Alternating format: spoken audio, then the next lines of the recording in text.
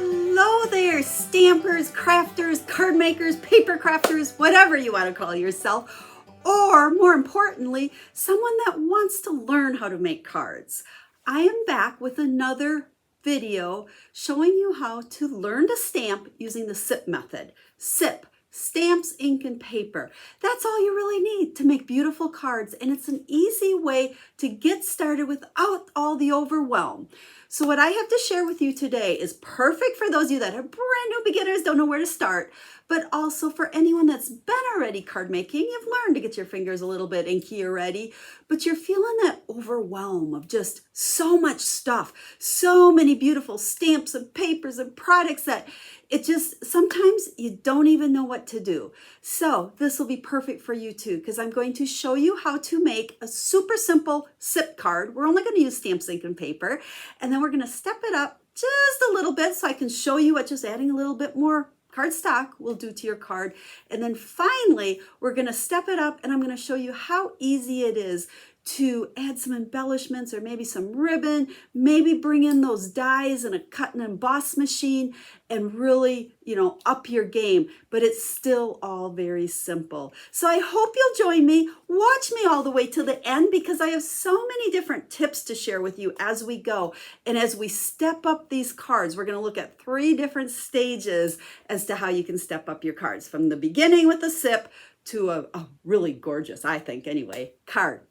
Now, real quick, before we flip this camera down, I want to tell you there is a link in the video description that will take you to a blog post that will have pictures of all the cards I'm going to share with you today. And I have quite a few we're going to share over the course of the video.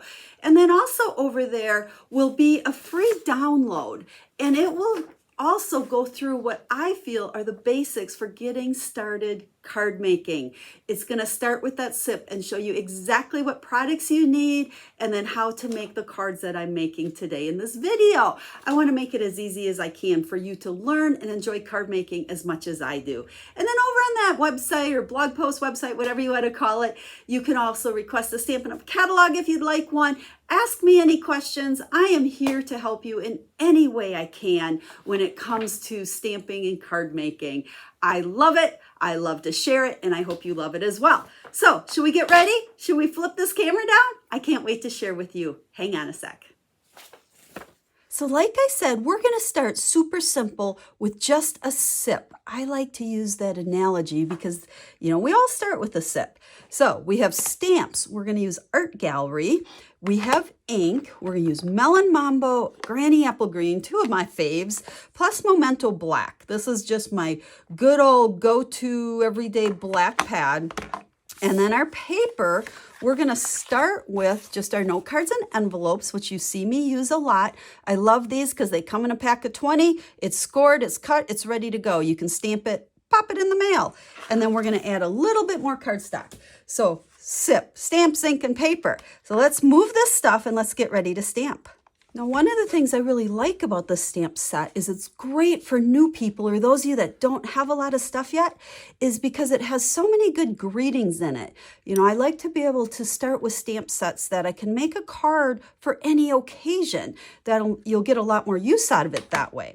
Now, I'm going to, throughout the whole video, throw in some other tools and some of my favorite products. You don't need them right away, but eventually you might want them. And one of those is the bone folder. So when you fold a card in half, and I said those were already scored, this bone folder, if you run it along that edge, it will just give you a really nice crisp fold in there and allow your cards to lay flat. Now that's definitely not a necessity right out the gate, but those of you that have been stamping for a while may have one or want to get one of those. Now we're going to use Happy Birthday from that stamp set to start with. Now I do have all my stamps already mounted on some clear blocks. With all the Stampin' Up! Stamps, they're either clear mounted or clear photopolymer, or they're red rubber, but you still need to put them on these blocks. And in that download that I have for you over on the blog post, it will actually give you the recommended size blocks that you truly need to use the Art Gallery stamp set. But I've just kind of put mine on a variety so that it's a little bit easier for me to share with you here. Now, we're going to just make a background on this card. This is the only paper we're using, but we're going to start out by just coming down this right side, and we're going to stamp happy birthday just multiple times. Now notice each time, well, maybe not each time, but quite a few of the times, I'm stamping it a second time. You see how I'm kind of just bebopping down here, we'll call it. And just to make this just kind of a nice background here. We're making it really clear to our recipient that we are all about the birthday today. So just made that nice soft little background. And then we can stamp right on top of it with our floral image. Now, with the art gallery, the flowers in here are actually made up of 2 stamps. This is called two-step stamping. And what I love about it is when you stamp them on top of each other, you really get a lot of dimension. Now, some people like to use 2 different ink pads. Like we're using Melon Mambo, which is a pink. We could start with a light pink and then stamp on top with a dark pink. Personally, I prefer to use 1 pad, and to get my lighter image, I first stamp on that scrap paper and then I stamp on my card. So it makes it 1 shade lighter. And then with a second stamp that goes right on top of it, let's see if we can get it on there, I come straight off that ink pad and you can see how much darker it is that way.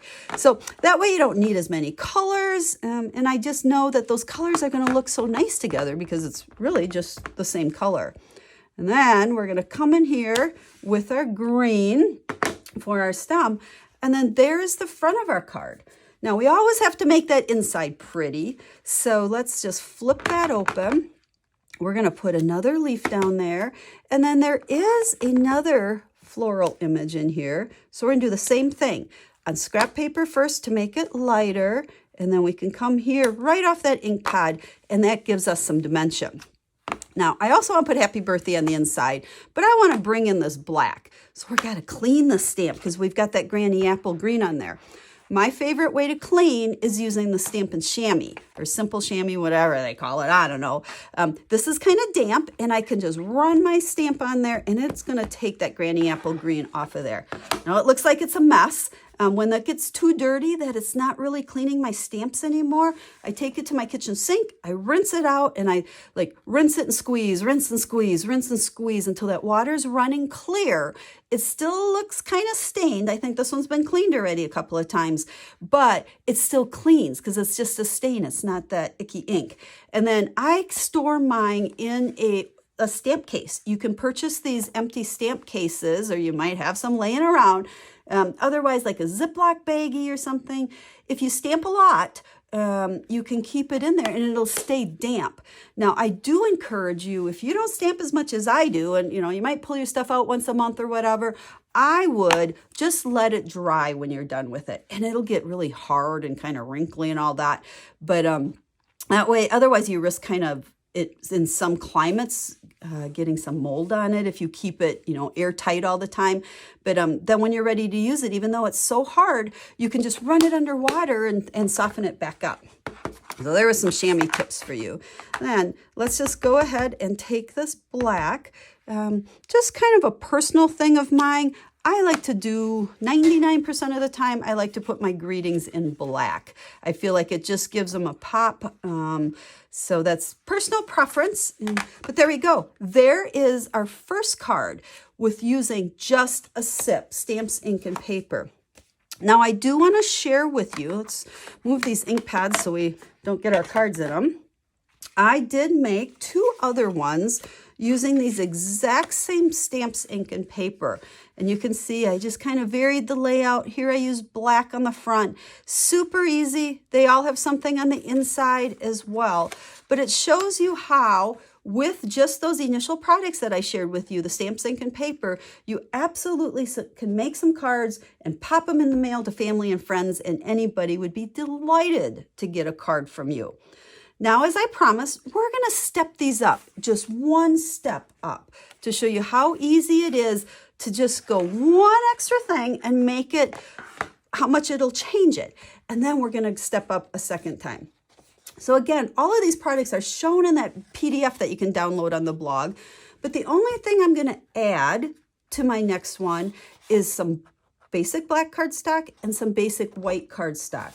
we will still use those same note cards. Okay, here's our note card, but we're going to add a little bit of extra cardstock, and you'll see what a difference that makes, as well as some adhesive. We just need some of that liquid adhesive or whatever adhesive you prefer. And then also our Stampin' Trimmer, because we need a way to cut that cardstock.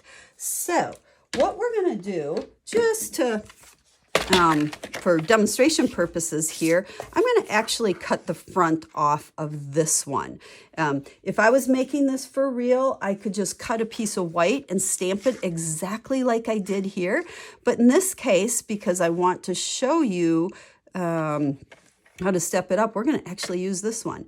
So we're going to cut this down. Let's see. The front is 3.5 normally, so I want to cut it down to 3. And then this way is normally 5, so I want to cut it down to 4.5. So we're taking a 1/2 inch off all the way around. So I think we'll take that 1/2 inch off. So now just imagine we just started with a piece of 3 by 4.5 basic white, stamped our images on there exactly like we stamped to start with. And then we can take a layer of basic black, make sure we cut everything correct there, and use our adhesive, and we'll stick this on there. Now these measurements are over on that blog post and that sheet as well, so don't miss out on that. And you know what? When you're also over there, make sure you sign up for my email newsletter, because twice, I don't know where that came from. Once a week, I send out an email that keeps you updated on all the specials and new products and all the fun stuff happening both at Klompin Stampers and Stampin' Up! But I also send out free downloadable project sheets. Each one gives you a different card, all the instructions to make it. So lots of inspiration that only shows up in that email newsletter. So you can sign up for that over on the blog as well. So it's all over there. Just use the link that's down in the video description and you'll find all that great stuff. Okay, now what we're going to do is use those same note cards and envelopes. We'll just grab our bone folder yet. I like those crisp thing. And we're going to layer that onto the front of the note card. So instead of stamping directly on the note card, we've stamped on a layer of white, put the black behind it, and look at how it just makes everything pop. Let's bring this one in. How easy is that? But you can see by just, little bit more work, not hard, it really gives your card a nice pop. Okay, I said we're going to step it up another time. So we've got 3 different versions of this card. So for the next version, we are going to actually bring in some scrap white. So at this point, you already have some extra white because you used it to layer on there. And then on this piece, we are going to stamp our large flower. And this is just scrap, so we're, towards the edge here. Stamp it off just like we've been. And then do our other one. Now from this scrap, we want to cut it out. So you got 2 options here with this stamp. You can use your scissors and we call it fussy cutting, cut around the edges. Or for those of you that have a die cutting machine, Stampin' Up! Has the Stampin' Emboss machine, which I love, I use all the time. You can get the dies that coordinate with this particular stamp set. And all you need to do is we're going to just take our plates here for our die cutting machine. We're going to lay our cardstock on there, lay our die right on there like so. And then oops, you know what? I goofed there. We got to put a plate down first and then this. And then we put a plate on top, easy peasy. And then I'm going to go run this through the die cutting machine and I will be right back. Now this machine is definitely something you don't need right at the beginning. But if this becomes a hobby and you're going to be creating a lot, it's one of the best investments that you can make. But like I said, you could easily have used your scissors on that as well. So rather than starting all over, we're going to take this card and just add to it because we're all about just showing you how to step it up. So we're going to take our piece here and I'm going to use dimensionals on the back. These are my Stampin' Candy. I go through so many of these because I think it makes a huge difference. So we're going to stick them on there. Don't be shy. Don't, try to be too conservative. You want to make sure this pops up really nice. and we are going to pop that right on top. So now, I mean, you can see as we keep adding things here, how the card just builds and just looks really cool. Now, we're going to step up with two other things. So we really haven't added any more products here other than the die cutter or the scissors. But now we're going to take some linen thread. I love linen thread as a ribbon. We're going to call it a ribbon because one, it's not very expensive. Two, it's super easy to tie a bow because I know a lot of people struggle with a bow. I like to double it, and I also like to make sure I take way more than I need. If you try to cut this too short and then tie a bow, it is super hard, at least for me. I think I'm all thumbs. And then I just kind of play around with it here and adjust it to the size I want. I like to make like one, loop on each side a little bit smaller than the other loop. And just play with it. I mean, you can futz around here as much as you want. And then I just take all of those ends and trim them off. And there's our little bow. And then I find the best way to adhere these is with the mini glue dots. So you can stick it right there on a dot, pick it up, grabbing that dot along with it, and oops, sticking to my fingers there.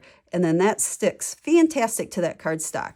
But look at that. You can see we're just building on this card. And each little, step I take here just really makes it a fantastic card. And then finally, we're going to add some embellishments. I like to use the black matte dots, and I like to use black cardstock because I think they go with absolutely everything. Now, these have adhesive on them already. You can try to pick them up with your fingers. Some people like to pick them up with a tip of a scissors here will work too if we kind of get ourselves underneath there like so.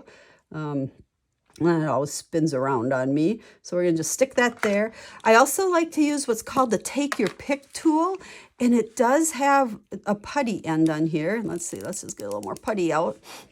And what this does is it picks them up super duper easy like that. And it helps you just place those little puppies right where you want them. I always tend to use 3. I don't know, it's just a design thing that I learned many, many years ago, that 3 kind of in a triangular I would say motion pattern, whatever, is pleasing to the eye. So there we go, our stepped up version of our card. Now let's bring these other ones in here, and you can see how this card just progressed. Super easy. Stamped ink and paper, added some cardstock, and then added our little embellishments, our ribbon, linen thread, and another layer on there. Now, I want to share with you the other versions that I made as well, and how we also were able to step those up. So I think I initially showed you this card. Again, pictures of all of these are over on that PDF that you can download. There we just did the cardstock. And then here I did the same thing, popped that up. And my greeting I also stamped on scrap paper and just cut it out and popped it up with those dimensionals just to raise it up a little bit. And then we've got the same thing here, very basic. Oops, wrong one. There's so many cards here. I got such a mess on my table. Added that cardstock. And then here also, just by popping some things up and adding those embellishments, look at the difference it makes. So I hope you've enjoyed this video. Most importantly, I hope you've learned tons of fun tips. Whether you're a brand new card maker or been stamping for a while and kind of feeling that overwhelm, you can see how we can keep it really simple and make really pretty cards. So hop on over to my blog, check out that free download that you can get. It will have pictures of all of these, cutting dimensions, all the supplies I use.